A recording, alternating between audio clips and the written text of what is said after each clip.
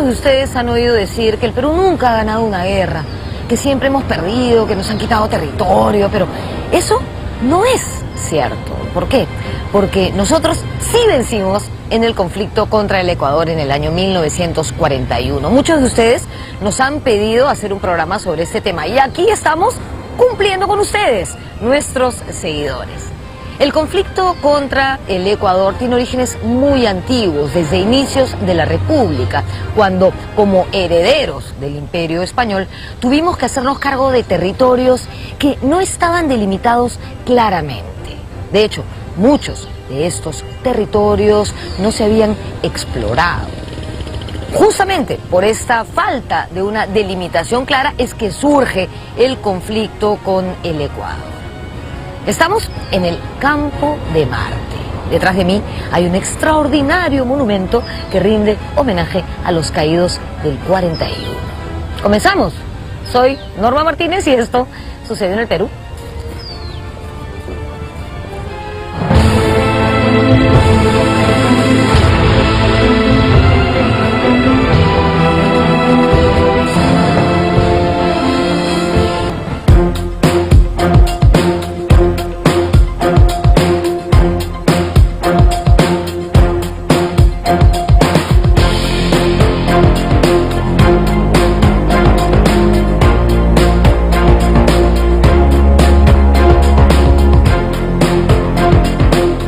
Estamos en el Óvalo Quiñones y aquí encontramos uno de los muchos monumentos que existen en nuestro país en homenaje al héroe máximo de la Fuerza Aérea, el teniente José Abelardo Quiñones. Este monumento fue inaugurado en el año 1991 conmemorando los 50 años del sacrificio del joven aviador.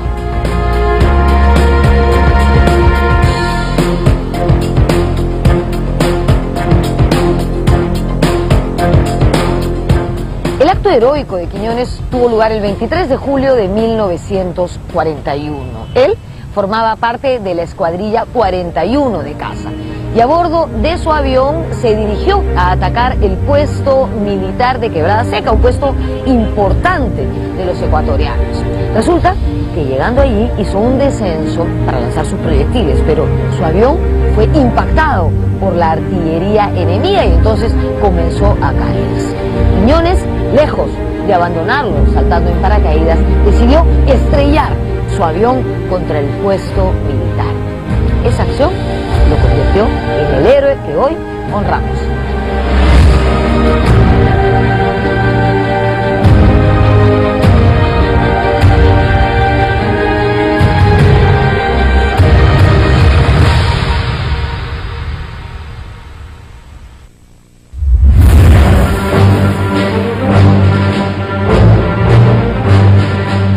El avance peruano tras la victoria de Zarumilla parecía incontenible. Unidades peruanas ocuparon la provincia ecuatoriana de El Oro, haciendo retroceder a las tropas ecuatorianas. El ejército peruano pasa una gran ofensiva en el año 41 y ocupa la provincia del Oro, parte de la provincia de Loja, bloquea la costa de Guayaquil, y las tropas ecuatorianas se vieron desbordadas por el avance rápido del ejército peruano. De esta manera podríamos decir que fue una victoria peruana conseguida en pocos meses. La escuadra peruana actuó desde el primer momento controlando el Guayas. Asimismo, hubo algunos encuentros entre lanchas patrulleras. La victoria militar tuvo el liderazgo del general Eloy Ureta, comandante en jefe del agrupamiento norte. Es la cabeza visible, pero detrás de él existen los miembros de su Estado Mayor que quedaron anónimos para la historia, pero son los que hicieron todo un planeamiento detallado que permitió que no solamente en el aspecto de operaciones, sino en el aspecto logístico y administrativo, todo vaya como correspondía, ¿no? En el Teatro de Operaciones del Norte, el general Ureta, en el Teatro de Operaciones del Nororiente, el general Silva Santisteban.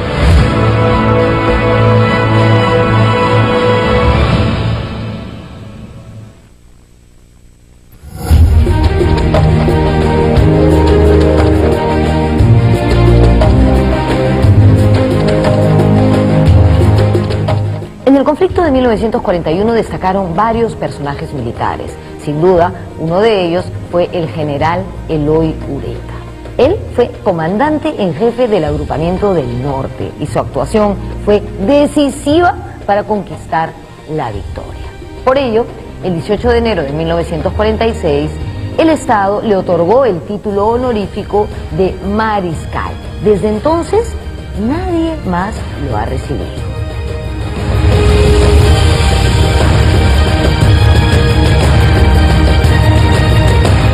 Este conflicto militar culminó en una victoria definitiva de las armas peruanas, que ocupó territorio enemigo no con la intención de quedarse con él, sino con la intención de asegurarse una negociación adecuada y justa que se ciña a los fundamentos históricos que tenía y jurídicos que tenía el Perú para argumentar que sus territorios, tanto de Tumbes, de Jaén y de Maynas, nos pertenecían por derecho.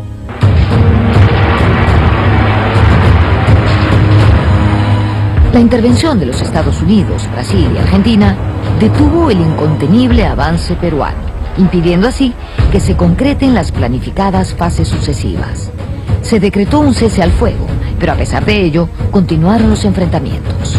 Uno de estos se produjo el 11 de septiembre de 1941 en Porotillo, Ecuador, donde efectivos peruanos fueron emboscados. Allí murió el héroe Alipio Ponce, destacado teniente de la Guardia Civil. Ponce había participado valientemente en la batalla de Zarumilla y en las acciones de Carcabón y Huavillos. Tenemos muchísimos héroes, ¿no? El teniente Joile, Astete, el mayor Novoa y una serie de oficiales, Alipio Ponce, del Titán de Carcabón. Este caso particular es para resaltar que no solamente fue intervención de nuestras Fuerzas Armadas, nuestra Guardia Civil tuvo un papel importantísimo, ya que actuó en todas las acciones, permanentemente, en forma conjunta con nuestro ejército y con el apoyo de nuestra aviación y nuestra marina, ¿no? Los países mediadores, Estados Unidos, Brasil y Argentina, lograron hacer que el 2 de octubre de 1941, Perú y Ecuador suscribieran el Acta de Talara. En virtud de ella, se creaba una zona desmilitarizada entre los ejércitos de ambos países y además, estos se comprometían a abstenerse de realizar operaciones bélicas de toda clase. En el marco de la conferencia para reaccionar como continente frente al ataque de Pearl Harbor, los países mediadores, Estados Unidos, Brasil, Chile y Argentina, facilitaron el 29 de enero de 1942 en Río de Janeiro la firma del Protocolo de Paz, Amistad y Límites entre Perú y Ecuador. Sí, nosotros popularmente conocemos este protocolo como el Protocolo de Río de Janeiro, porque fue firmado en esa ciudad. Y como ya dije, los garantes del protocolo fueron Estados Unidos, Chile, Brasil y Argentina.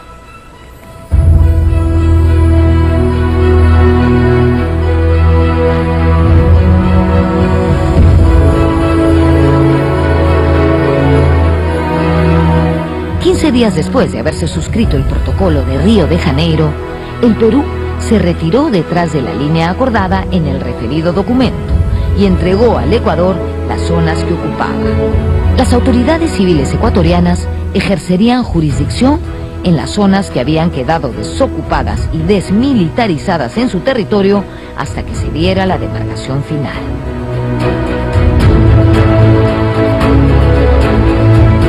Cuando se firma el protocolo de Río de Janeiro, el Perú está ocupando la provincia del Oro. Pero, importante, el Perú no esperó a que termine la demarcación para retirarse de la provincia del Oro. Se retiró antes, ¿no? Es un tema un poco polémico, pero quiero subrayarlo con el propósito de destacar la buena fe peruana de retirarse dentro del territorio ocupado. Porque el Perú no quería apoderarse de ningún territorio, simplemente quería garantizar los territorios donde había población peruana.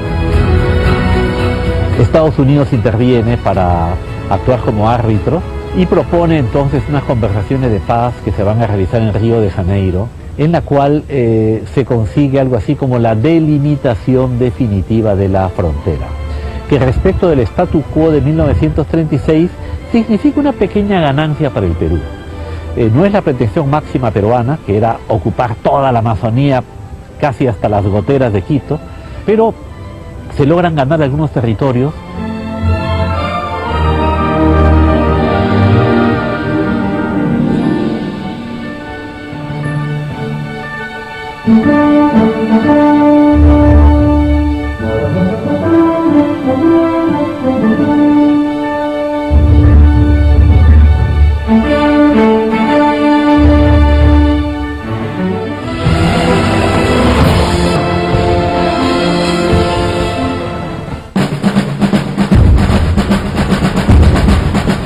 El protocolo de Río de Janeiro estableció una frontera definitiva entre Perú y Ecuador, cuya delimitación estaría a cargo de una comisión mixta.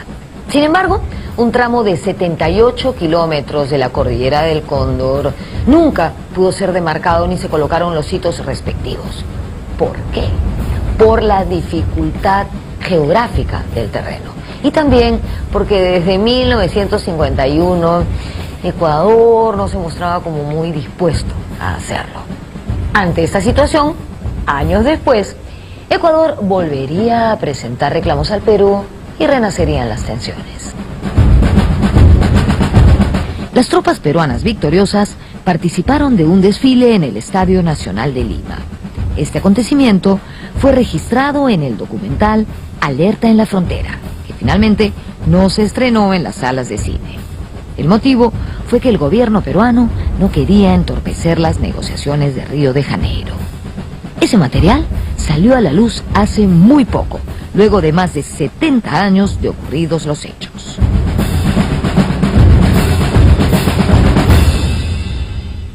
La guerra creo que fue importante para el Perú desde varios ángulos. Por un lado, consolidó al gobierno de Prado. Prado, cuando empezó, se le veía como un gobierno relativamente débil porque el Perú venía de una larga dictadura militar, un gobierno sin Congreso como había sido el de Benavides. El presidente anterior a esa época militar había sido Leguía, que había quedado desacreditado ante la opinión pública por autoritarismo, actos de corrupción, de manera que había cierta desconfianza en un gobierno civil. Por otro lado, reconcilió a las Fuerzas Armadas con el país, que venían pues de esas dos derrotas.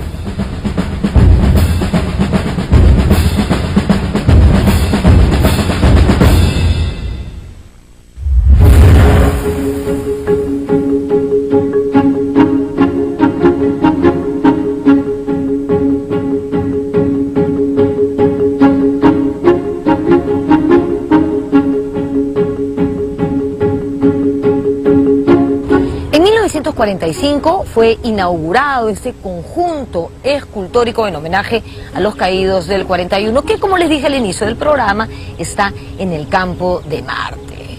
Fue obra del artista peruano Artemio Ocaña. Es un monumento con muchísima información, hay varias figuras, varias esculturas, varias imágenes. Por ejemplo, arriba tenemos 3 imágenes que representan a las provincias de Tumbes, Jaén y Maynas, las mismas que Ecuador pretendía. También hay representaciones de la justicia, de la patria, del derecho y de la confraternidad americana como símbolo de paz entre las naciones. De verdad, les recomiendo que se den una vueltita por el Campo de Marte para visitarlo.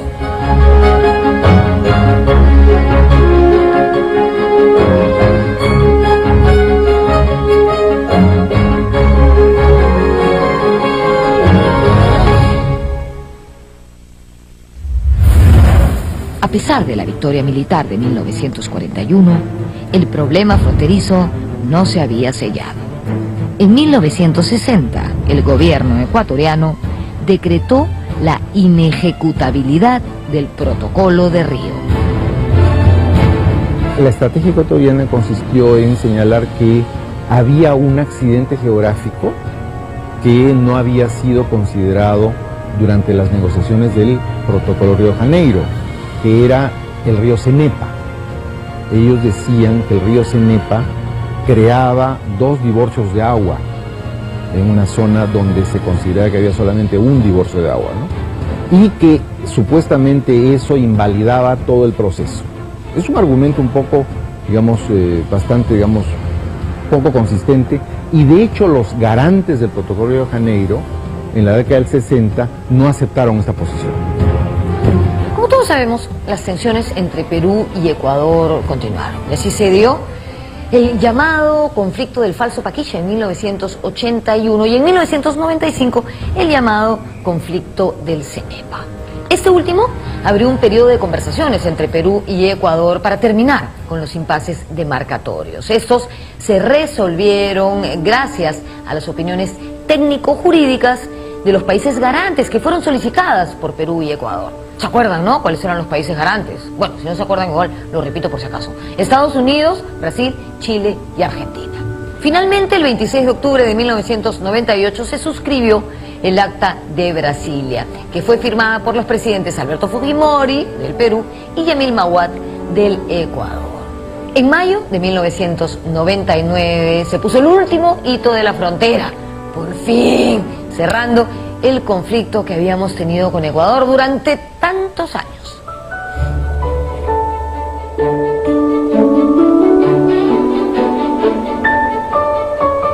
Finalmente descubrimos que nos habíamos peleado por un río ciertamente importante, pero Europa ya no era el gran mercado que fue en el siglo XIX. A partir de finales del siglo XX, la cuenca del Pacífico ha pasado a ser la cuenca importante del comercio mundial, o por lo menos tan importante como la europea, ¿no? Tenemos obviamente el mercado de Estados Unidos, pero la China, el Japón, Indonesia, han pasado a ser mercados muy importantes.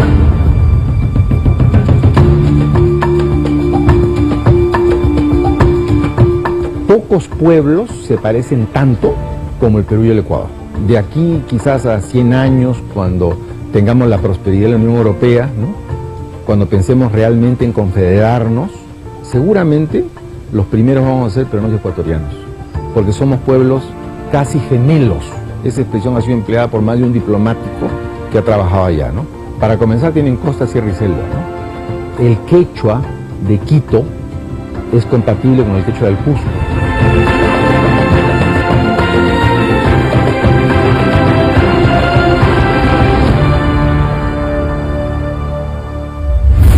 Si bien el conflicto del 41 reconforta el ánimo nacional al demostrarnos que sí hemos podido ser capaces de obtener victorias militares, creemos que lo más importante es que luego de tantos años de disputa, hoy el Perú y Ecuador miramos el futuro como naciones hermanas. Hoy día con el pueblo hermano del Ecuador vivimos un periodo de paz en el cual se ha podido ver últimamente cuando sucedieron las inundaciones en el lado peruano el apoyo ecuatoriano y al revés. Cuando se produjo el terremoto de Manta, el apoyo peruano que consistió en helicópteros, aeronaves, unidades de ingenieros. Somos dos pueblos hermanos que hoy día vamos hacia el futuro, mirando el futuro de un desarrollo conjunto, ¿no?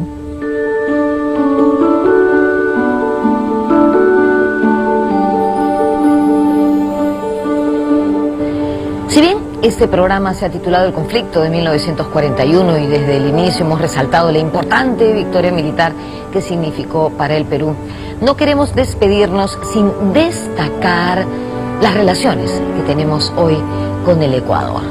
Hoy con el Ecuador tenemos acuerdos comunes, gabinetes binacionales y nos relacionamos de una forma que podría servir como modelo para nuestras relaciones con el resto de países limítrofes.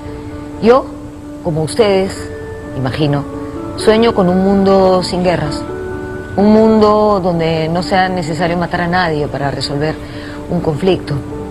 Difícil, ¿no? Difícil pensar en eso, pero no es imposible. Supongo que tenemos que atender una vez más la educación, porque la educación nos hace más empáticos, más sensibles y por supuesto más civilizados. Nos vemos en la próxima.